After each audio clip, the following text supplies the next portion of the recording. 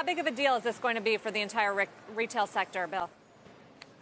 Well, for the entire sector, I don't think it's as big a deal as it would seem, or at least not as big a deal as the market is reacting to.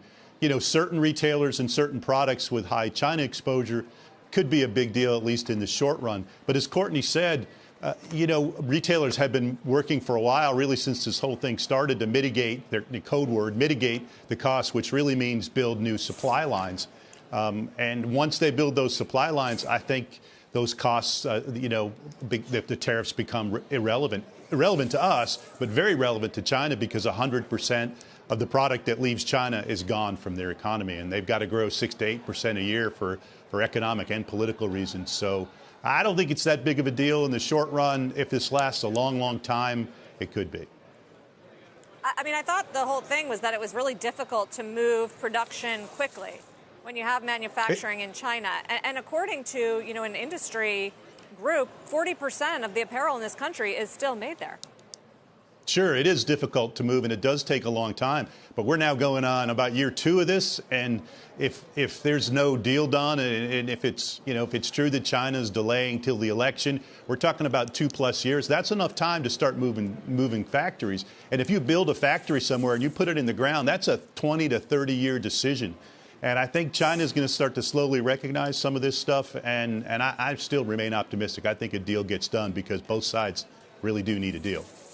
Yeah, I mean, I think the concern to some, Bill, is that it spins out of control in terms of a Chinese response. You, as you said, have been optimistic for some time, sort of the voice of reason, if you want to call it that, in terms of the real impact. What, though, would concern you? What would be something, if it was a headline or a Trump tweet or a response from the Chinese, that you would start to get really concerned? Escalation beyond tariffs and into things like T-bills and other economic sanctions and freedom of navigation. And I think those are all possibilities as two big guys start pushing each other around. Hey, Bill, there's been a bunch of stories this week, obviously all anecdotal, about a fragile consumer. The Journal talking about people borrowing to stay in the middle class. Today, St. Louis Fed on consumers taking out personal loans to pay for credit card debt. Ag delinquencies in the Farm Bill. I mean, are you seeing any fissures at all, any cracks in what we normally call a very confident consumer?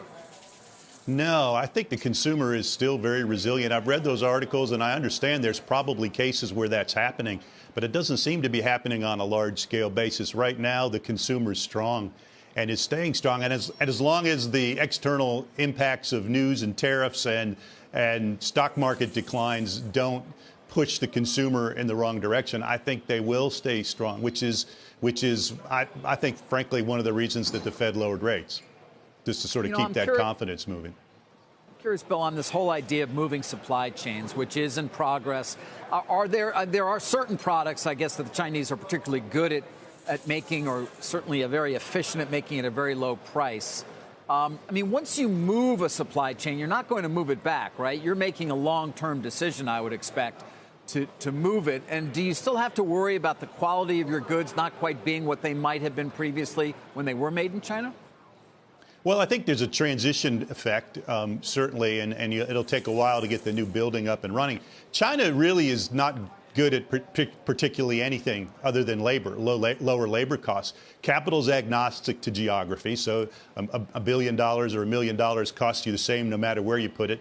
Access to natural resources is important, but most of the cotton that the apparel in China is made from is not grown in China. It's grown in the U.S. and in India and in other parts of the world.